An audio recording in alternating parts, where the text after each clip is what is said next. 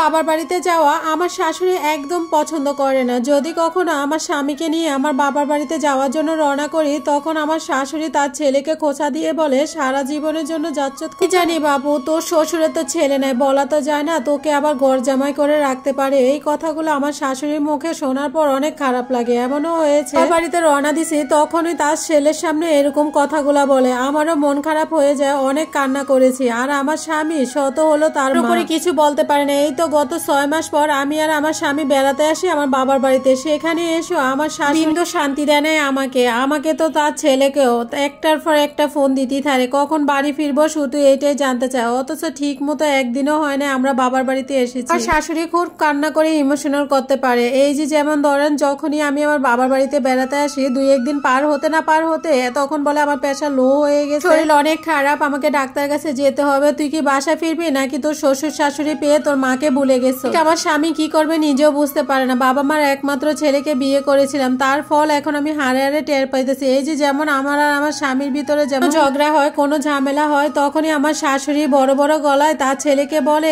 এরকম বউ রাখা দরকার, ওর বাবার বাড়িতে দিয়ে আয়, দেখি ওর বাবা মা কতদিন বসে বসে খাওয়া। আর এই কথাগুলা বিশ্বাস করেন বছরের পর বছর শুনতাছি। যদি কখনো প্রতিবাদ করি, তখনও ঝামেলাটা একটু থেকে অনেক বড় হয়ে যায়। মনে হয়েছে আমার শাশুড়ি জিদ মিটাবার জন্য আমার বাবা মাকে নিয়ে নোংরা গালাগালি করে। এই কথাগুলো শোনার পর অনেক সময় মনে হয়েছে বাবার বাড়িতে চলে যায়, তারপর রেডি হয়ে যায়।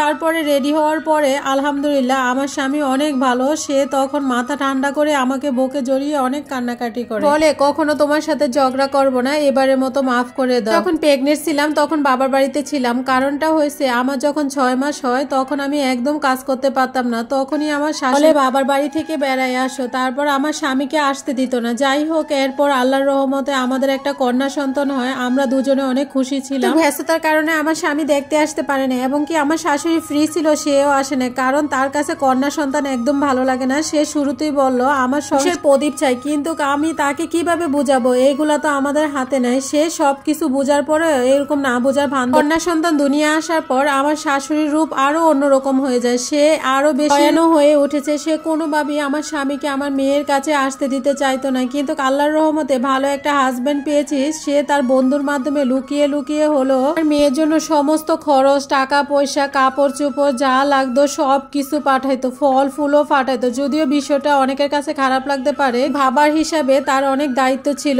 বিশ্বাস করেন আমার স্বামীর প্রতি কোনো অভিযোগ নাই। সে বেচারা সারাদিন অফিস করে এত পেশা, তারপরে বউ মেয়ে টেনশন করতে হয় সারাদিন। তারপর এভাবে মেয়েকে নিয়ে কতদিন বাবার বাড়িতে থাকবো? আশেপাশে মানুষ বলা শুরু করছে মেয়ের বাবা মেয়েকে দেখতে আসে না। আর এই কথাগুলো হয়তো বা কোনোভাবে আমার স্বামীর কানে গেছে। মা রাজি না থাকলেও সে আলাদাভাবে আমাদের জন্য একটা বাসা নিছে, যাতে করে আমাদের সম্পর্কটা ভালো থাকে। আলহামদুলিল্লাহ, এরকম একটা স্বামী পাইছি যে মুখ ফুটে বলার আগে সবকিছু সে বুঝতে পারে।